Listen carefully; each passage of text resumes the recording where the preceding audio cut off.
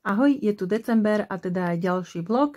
Začneme s tým, že som trochu upravila najvrchnejšiu poličku. V minulom videu som spomínala, že by som sem dala kolotoče, ale sa mi tam celkom pozdávali tieto horské chaty, chata Ačko a tieto domčeky na strome. Prišlo mi to také fajn, že je to také vyvýšené a teda dáva to nejaký taký zmysel, že by sme mali takéto horské prostredie na vyvýšenej poličke. Pod tým nám zostal maják, Old Fishing House, kolotoče. Tam by som rozšírila toto miesto práve pre kolotoče, lebo väčšinou tie v Amerike bývajú práve pri mori. Ale zatiaľ som tam teda dala tieto rôzne domčeky. Nie sú ešte uložené, nie sú všetky, takže toto ešte čaká na dokončenie. Ale áno, toto sa mi celkom pozdáva, takéto rozloženie.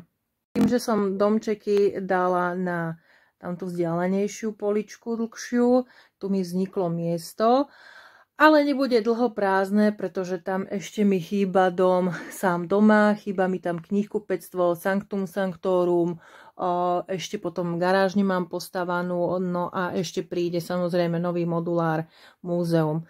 Takže toto všetko bude chcieť nejaké nové usporiadanie, pretože sa snažím, aby tie budovy nejako vedľa seba celkom pasovali. Momentálne je to len takto nejako random. Zabudnutá halloweenská výzdoba. Treba už konečne upratať a aj mesto dať nejaké vianočné ozdoby. A áno, toto všetko stále čaká na nejaké miesto, roztriedenie a uloženie.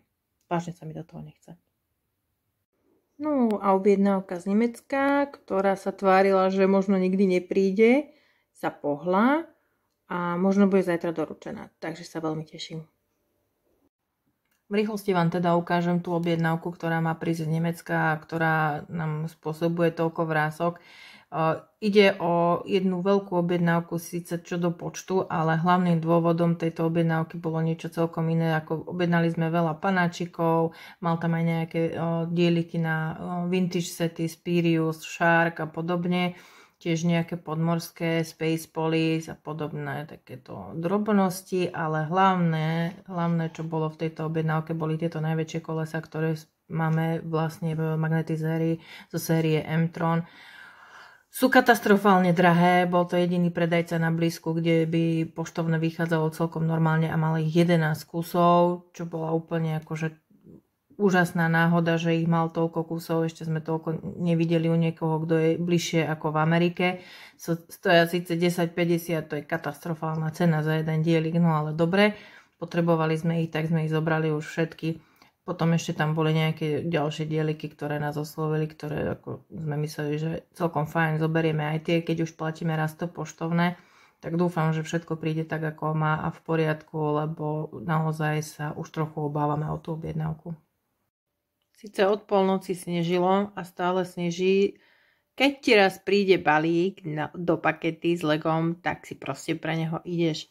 Vyhrala som aukciu na tento Magical Workshop. Bola to úplná náhoda, lebo aukciu som zbadala v podstate minútu pred jej koncom a prihodila som a vydražila som si ho za 38 €. Čo je celkom dobrá cena, pretože väčšina ľudí na Slovensku ho predáva za 50 € a viacej. Na Bricklingu sa predáva za 25 € do 30 €, ale tamto poštovné spraví strašne veľa. Teším sa, že máme aj tento set, lebo v pláne je kúpiť si vlastne ešte aj hrad. Kovackú dielňu už máme, plánujem vlastne ešte aj tú vikingskú dedinku, ale teda uvidíme, nechám to tak nejako uplynúť a uvidíme, že ako sa vyjasnia tie ceny týchto setov. Jedným z vianočných darčekov je aj táto knižka Lego Space, ktorá vyšla v novembri 2023. Ja som ju získala až teraz v decembri, ale strašne sa teším, pretože je to naša téma a je to darček pre manžela, ale aj pre mňa, pretože tému milujem. Sú tu úplne raritné obrázky, aj setov, ktoré neboli vydané. Sú tu obrázky setov, ktoré boli len plánované, prototypy, informácie. Strašne sa na to teším. Je to síce v angličtine, ale to vôbec nevadí, anglicky rozumieme a obrázkom rozumie každý, už len sa pokochať.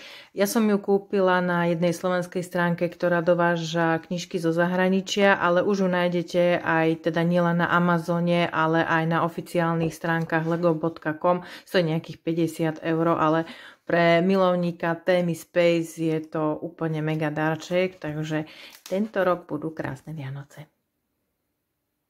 Z Čiech mi prišli tieto postavičky, sú z rôznych sérií, Eraser, potom je tu nejaký Kendo bojovník, Muppets, aj keď to nie je nejako extra moja téma, ale ten psík je úplne perfektný. Potom Robot, Sob, také trošku vianočné.